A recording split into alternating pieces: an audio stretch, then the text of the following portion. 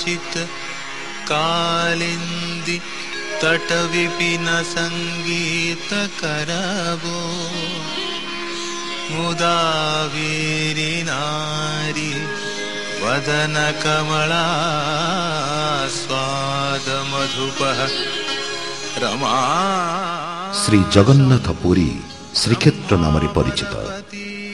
भारतर पवित्र चारिधाम मध्यरे एहार महत्व रहिअछि।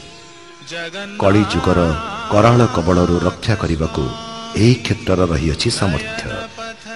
नीलाचल प्रभु जगन्नाथ भाई बलभद्र और भौणी सुभद्रा गहन रत्न सिंहासन विराजमान करी पतित मानक उद्धार करुछन्ति। एही क्षेत्र पुरुषोत्तम पुरी तथा शंख क्षेत्र नाम प्रसिद्ध। शाक्त माने एहाकु कहन्ति उडियान पीठ।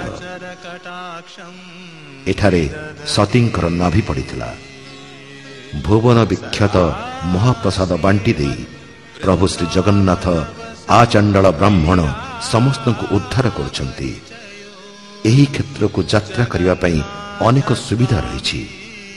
खोर्धा रोड रु 28 माइल बाट कटक तथा भुवनेश्वर बस यात्रार मध्य सुविधा रही।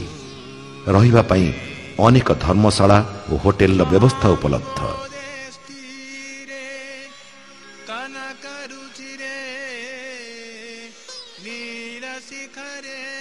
एही क्षेत्र स्नान पई महोदधि रोहिणी कुंड इंद्रद्युम्न सरोवर मार्कंडेय सरोवर श्वेतगंगा चंदन पोखरी लोकनाथ सरोवर और चक्रतीर्थ प्रभृति 8टी पवित्र जलतीर्थ रही।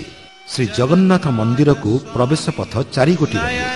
पूर्व द्वार को कहुए सिंहद्वार, उत्तर द्वार को गजद्वार, पश्चिम द्वार को व्याघ्रद्वार और दक्षिण द्वार को कहुए अश्वद्वार। श्रीमंदिर सिंहद्वार गर्भगृह ये होचंती प्रभु पतित पावन। रत्न सिंहासन विराजित प्रभु श्री जगन्नाथଙ୍କ अविकल प्रतिमा रूपरे पतित पावन विराजित। प्रभुंकर दर्शन पई तथा तांकर रूप संपर्क रे कौतुहली दर्शक माने सिंहद्वार पाखरे रही एही मूर्ति को दर्शन करंती।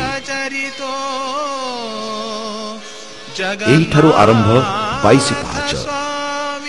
22 पाहाचर आरंभ रे काशी विश्वनाथ को दर्शन करी भक्त माने काशी दर्शनर पुण्य अर्जन करंती।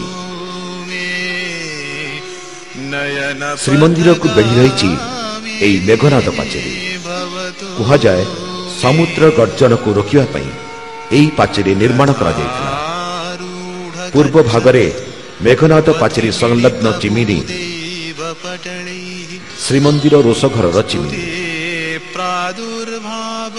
एई पाचेरी दे रही तेजनाला।